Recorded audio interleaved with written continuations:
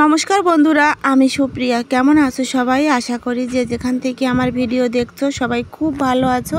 আমরাও খুব ভালো আছি আর আমার পরিবারও সুস্থ আছে। সুপ্রিয়া কিচেন অ্যান্ড ব্লগ চ্যানেলের আরও একটি নতুন ভিডিওতে তোমাদের সবাইকে অনেক অনেক স্বাগত আর অনেক ভালোবাসা জানিয়ে আজকের ভিডিওটা এখন থেকেই স্টার্ট করলাম। আর এখন বাজে সকাল 7টা। আমি দেখো রান্না বসিয়ে দিয়েছি। কেটে নিয়েছি মিষ্টি আলু, বিচি কলা দিয়ে চিংড়ি মাছ দিয়ে রান্না করব, আর আলু বেগুন কেটে নিয়েছি, লবণ দেওয়া ইলিশ মাছটা রান্না করব। এদিকে কিন্তু সঙ্গে করে ছেলেকেও নিয়ে বসে পড়েছি, রান্না করছি। আর এদিকে কিন্তু ওকে বইও পড়িয়ে দিচ্ছি। সকাল সকাল যদি রোহানকে একটু বই পড়িয়ে না নেই তাহলে কিন্তু সারা দিন আর বই নিয়ে বসতে চাইবে না। আর এতটা গরম, সারাদিন কারেন্ট থাকে না, মানে বাইরে দিয়েই গাছতলা দিয়েই ঘুরে বেড়াতে হয়। এই জন্য আর দিনের বেলাতে বই পড়ার কথা ওকে আর বলি না। আর সন্ধ্যাবেলায় আবার একটু বই পড়ে নেয়। দেখো এই যে একটা ভুল লিখে ফেললো, এখন মুছে বললাম ঠিক করে দিতে, আবার ঠিক করে দিচ্ছে।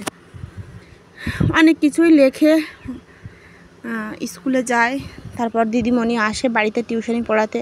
আর ওদিকে তো রোহিতের পরীক্ষা চলছে, ও কিন্তু বই পড়ছে। ওর আগামী দিন অঙ্ক পরীক্ষা, আর আজকে কিন্তু স্কুল বন্ধ।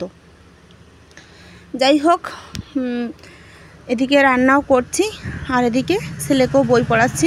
সকালে সব বাসি কাজকর্ম কমপ্লিট করে চা খেয়ে নিয়ে, দেখতেই পেলে চা করেছিলাম, তারপর রান্না বসিয়েছি। আর সকালে বাসি কাজকর্ম, ছেলেকে বই পড়ানো, এদিকে রান্না বান্না সব কিছু কিন্তু আমাকে একা হাতেই সামলাতে হয়।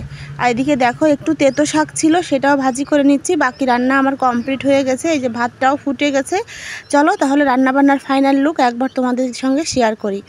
এই যে দেখো বিচি কলা দিয়ে চিংড়ি মাছ দিয়ে একটা তরকারিটা না লাল লাল হয়েছে, কারণ চিংড়ি মাছে প্রচুর ঘিলু থাকে তো মাথাতে, এই জন্য কিন্তু তরকারিটার রং লাল হয়েছে। আমি কিন্তু শুকনো লঙ্কা ব্যবহার করিনি রান্নাতে। আর এই যে লবণ দিয়ে ইলিশ মাছ আলু বেগুন দিয়ে রান্না করেছি। চলো সবাইকে খেতেও দিয়ে দিয়েছি। আর যত বাসনপত্র বেরিয়েছিল সব কলপাড়ে রেখে এসেছি। এখন আমি গ্যাসের চুলোটা মুছে নেব, টেবিলটা একটু পরিষ্কার করে নেব, সুন্দর করে ঘরটা ঝাড় দিয়ে একেবারে ঘরটা মুছে রান্নাঘর থেকে বেরোবো। আর তারপর বাসনপত্র মেজে ঘরে এনে রেখে বিছানা তুলবো, বিছানা তুলে তারপর স্নান করে আসব। কিন্তু সব কাজকর্মগুলো মুখেই বলে দিলাম, তোমাদের সঙ্গে অতটা কাজকর্ম শেয়ার করিনি, প্রচুর গরম আর তারপর কারেন্ট নেই।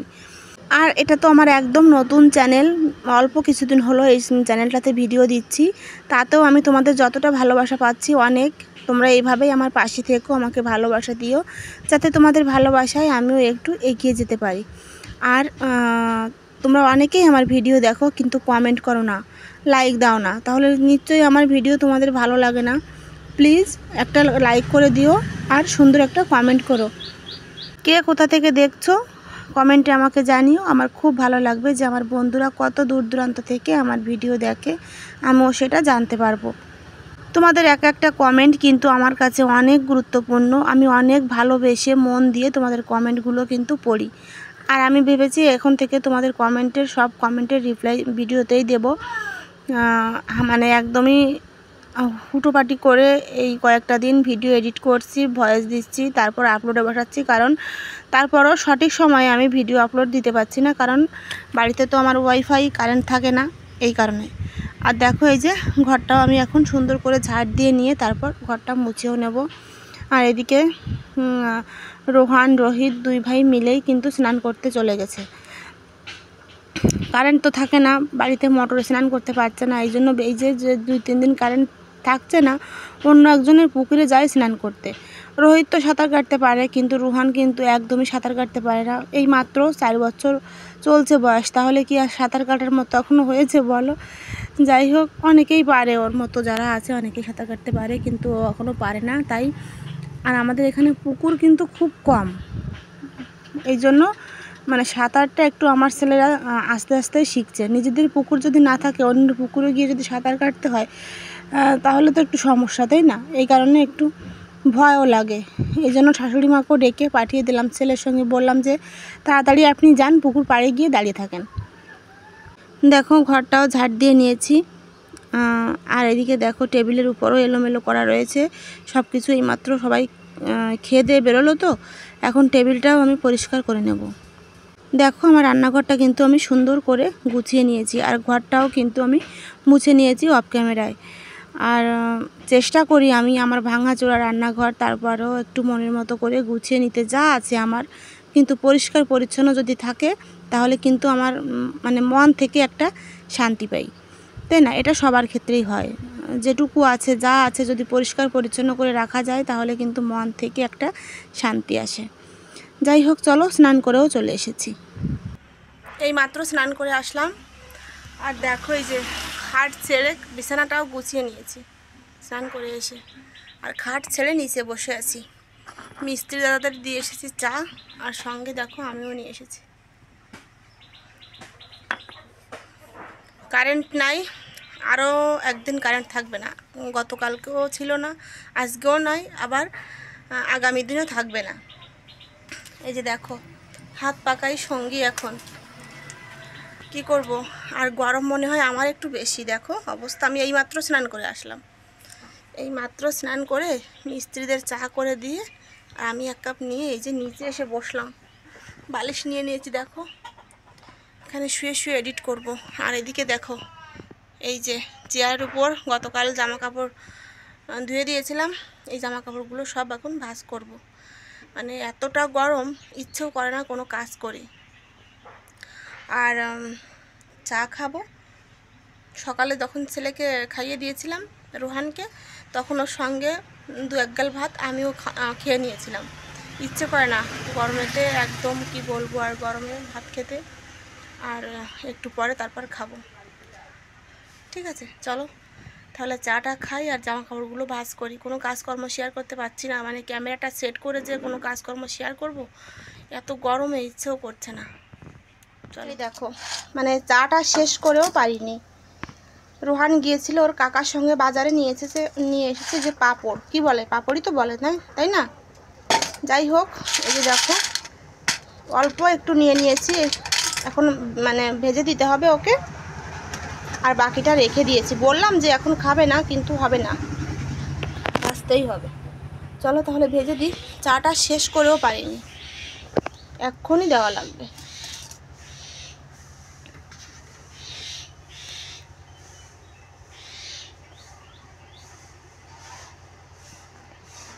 আর ভাল লাগে না গরমে।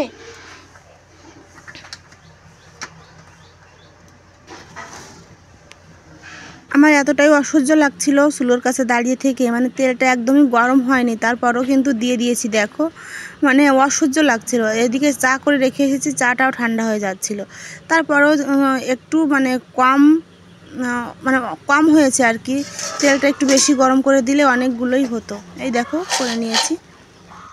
রোহান, রোহান কই তুমি?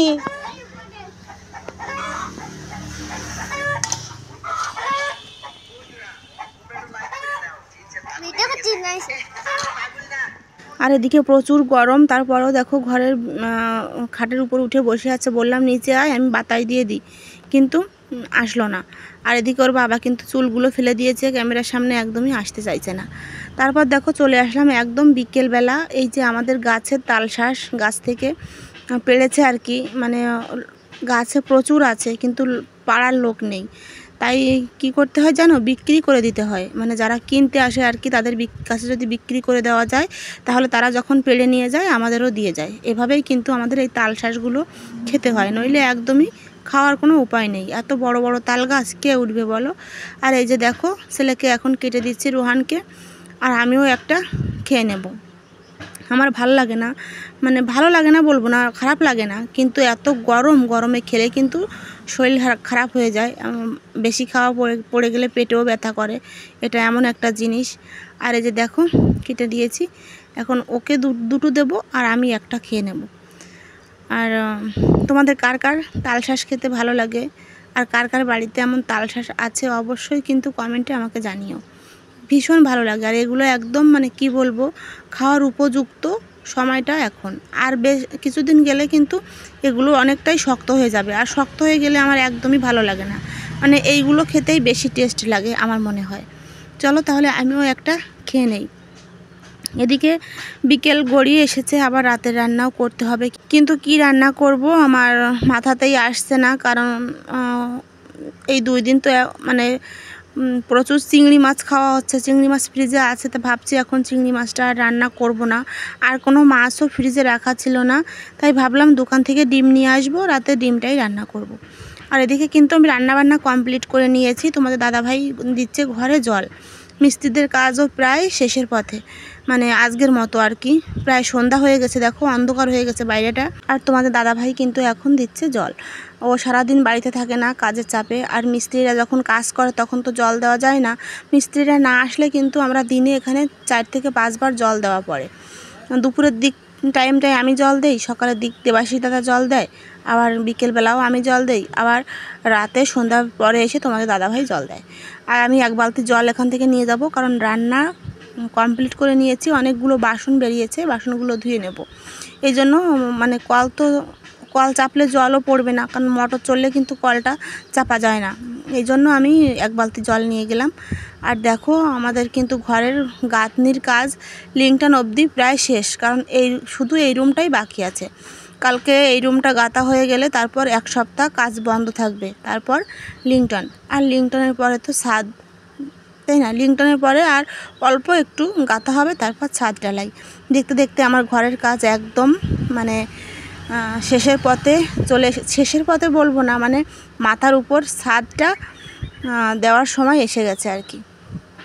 আর দেখো এই যে জলটা রাখলাম, আর এখন আমি বাসনপত্রগুলো এই যে মেজে নেব। চলো তাহলে রাতের রান্নাটা তোমাদের সঙ্গে একবার শেয়ার করি। ডিমের ঝোল, পটল ভাজি, আর আম আছে, আমও ছুলে নেব খাওয়ার সময়। তাহলে ভিডিওগুলো কেমন লাগছে আমার অবশ্যই কমেন্টে জানিও। প্লিজ তোমরা একটা লাইক আর কমেন্ট করো, তোমাদের কমেন্টের অপেক্ষায় কিন্তু আমি বসে থাকি। রান্নাগুলো দেখো সব জায়গা মতো রেখে মিস্ত্রিদের জন্য এখন চা বসিয়ে দিয়েছি। তারপর ছেলেদের পড়াশুনো শেষ হওয়ার পর এখন বাজে রাত 9টা, সবার জন্য ভাতও বেড়ে নিয়েছি। সবার খাওয়াও কমপ্লিট, শুধু আমি আর তোমাদের দাদাভাই এখন খেয়ে নেব। চলো তাহলে খেয়ে নিই, আর ভিডিওটা এখানে শেষ করে দেই। দেখা হবে তোমাদের সঙ্গে নতুন একটা সকালে নতুন একটা ভিডিও নিয়ে। ততক্ষণ তোমরা সুস্থ থেকো, ভালো থেকো, টাটা।